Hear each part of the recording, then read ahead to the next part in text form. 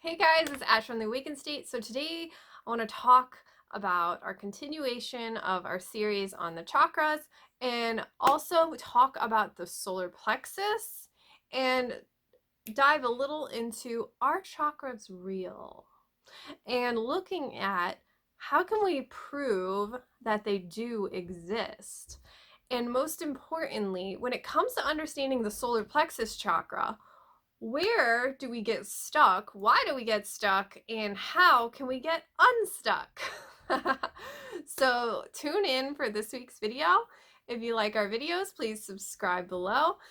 Give us a little thumbs up if you are having a good time, and I'll see you guys soon.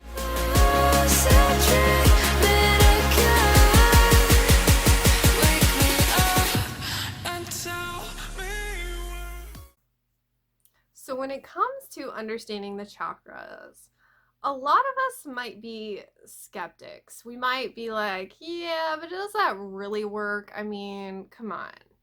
And so when we think about the chakras, it can it can bring out the skeptic in us. It can kind of turn some heads a little. But one thing that has been proven is energy is very real. Energy is so real, you can see it. And I'm going to show you how. So, one really cool, unique thing that I've learned is we can use tools to understand how our energy is performing. So this is a technique that I learned from long time ago. My Reiki teacher slash energy teacher, who originally taught me about the chakras, showed me how to use a pendulum to read my energy. At first, I was a little bit freaked out too. So when I started to learn about this, it started to blow my mind how we can easily just clear our mind and understand if we have an imbalanced chakra, an overactive chakra, or an underbalanced chakra. So there's a difference. Our chakra could be physically blocked, our chakra could be slightly imbalanced, and our chakra could also be excessively overly open. And so that's where it's like explosion energy versus really tiny energy.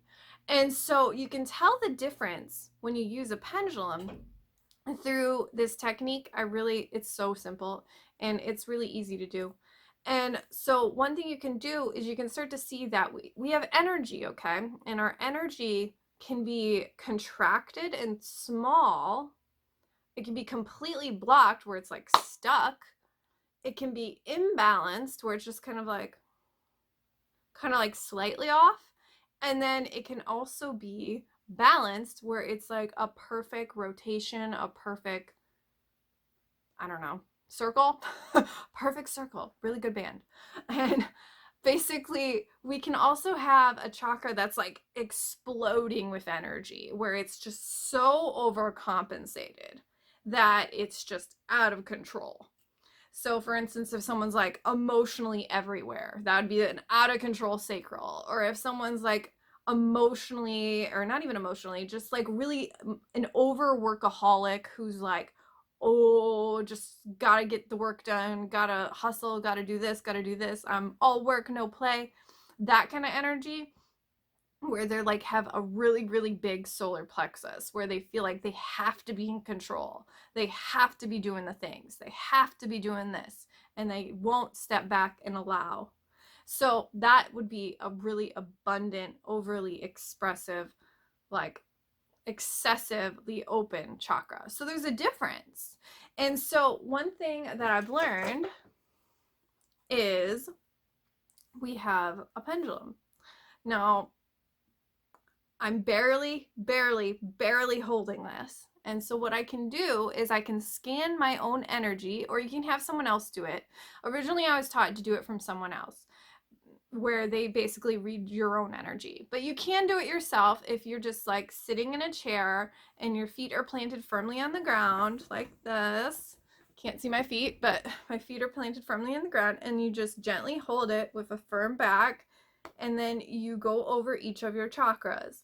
And so it's really cool because what you can do is you can also understand that it will show you just energy in general, and then it will show you the difference between energy as a whole, energy around us, versus energy, our energy centers.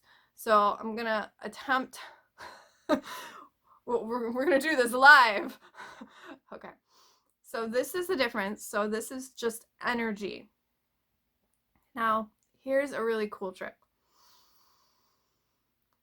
Right now I am holding a pendulum, and I'm going to tell it to spin.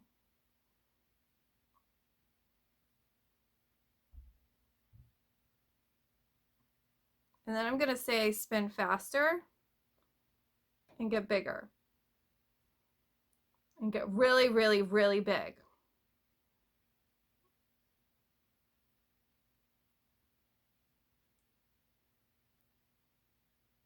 Okay, well, that's energy.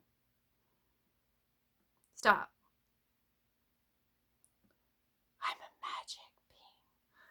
So another thing you can do is I'm going to test my throat chakra because it's been still kind of healing from the flu. So, so if I wanted to test my throat chakra, which arm would be better?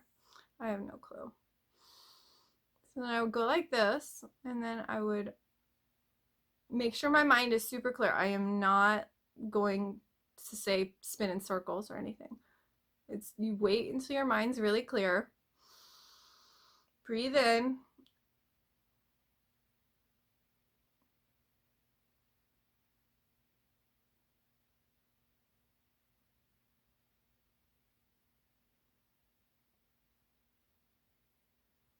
And that's how you check your chakras. So it's a cool little trick I've learned over the years. So it's looking like it's pretty healthy. That's good. That's good. That's good.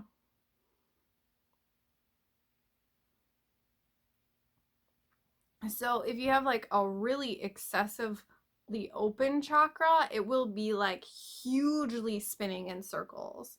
So it'll be like crazy spins. Like whoosh.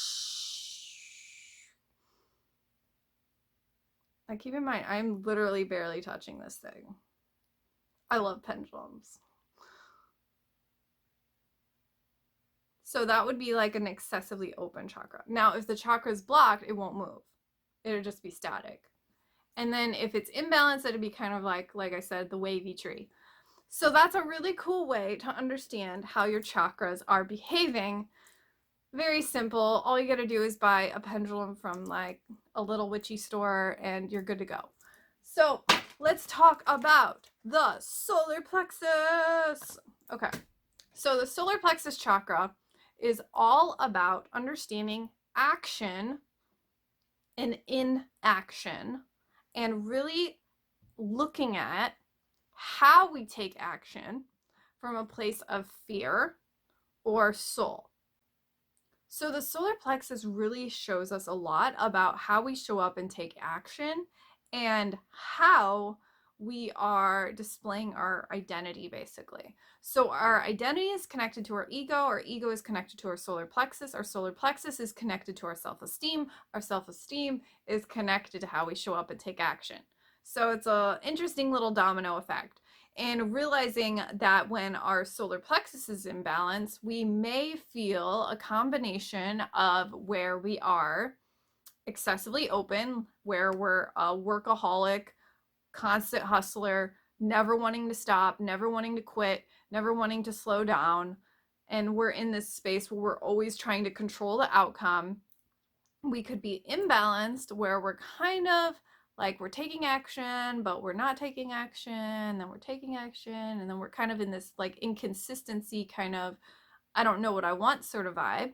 We can also be in a space where our chakra is blocked and we are completely in a space where we don't want to take action. We're in that freeze response where we're just like, I'm refusing to take action. I don't want to move forward. I don't want to try. I don't want to do this. and where we're in this space where we just fully don't want to be in moving forward. So what happens is we are kind of in a space where we're in a contracted energy, and that energy becomes blocked. And so our identity, the identity piece, is realizing that what occurs when we're in that is we usually go back to a victim-induced mentality where we feel powerless over our circumstance, or we feel powerless over our current actions, our current choices, our current decisions, where we are feeling that we are less out of power.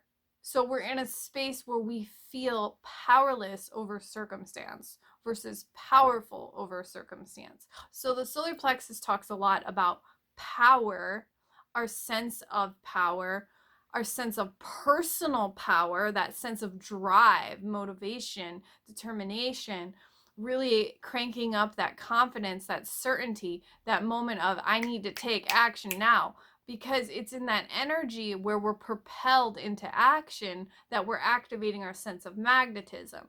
So the solar plexus plays a central role in manifesting because it pulls us into magnetic action.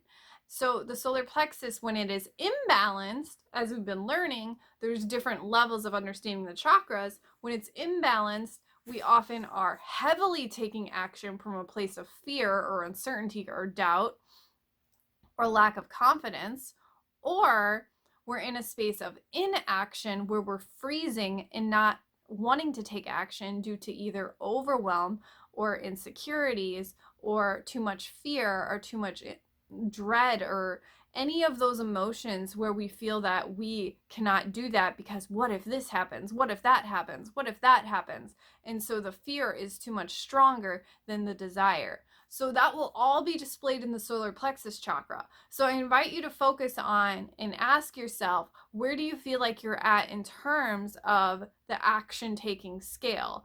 Do you feel like you're caught up in overwhelm and you're afraid to get into action? Do you feel like you're in a place of inconsistency with action? Do you feel like you're in a place of all work and no play? Are you in a space where you're allowing yourself to slow down, but also allow yourself to speed up and take action? Because a balanced solar plexus will hold the energy of positive self-esteem, happiness, usually a sense of pride or a sense of charisma or even just joy, and will have an energy of naturally being propelled into action, naturally being full of purpose, naturally feeling that sense of alignment, that sense of aligned action taking. We will know when to stop. We will know when to listen to our body. We will know when to be propelled into action. And we have this natural level of confidence and activation of our personal power. So the solar plexus can kind of make or break our manifesting because it is where the heart disconnects. So when the heart is disconnected, the action will be disconnected. So when the action is disconnected, it will not anchor into the physical. When the heart is disconnected from the mind will not connect to the action. So it's kind of like a domino effect here, where if the solar plexus isn't balanced, then obviously the rest of the system isn't going to balance because there's no stability for that to anchor and hold and build a foundation. So the chakras really show you a lot about manifestation when it comes to action and understanding that the higher chakras versus the lower chakras, if there's a disconnection happening, it will block the flow, the alignment from naturally occurring. And the alignment is your key to becoming an energetic match. So, all right. That was a ton of knowledge and wisdom drops on understanding the solar plexus chakra. So if you have any questions at all about the chakras, drop them below. If you are interested in joining the Ultimate Chakra Academy, I will leave a link down below so you can check more out. If you have any further questions about the chakras, I love talking about the chakras. I would love to create more videos on the chakras. If you have anything specific you want me to cover, I would love to do so. Drop that all below. All right. So I invite you to try the pendulum exercise at home and let me know how it goes. You guys have a great week. Bye.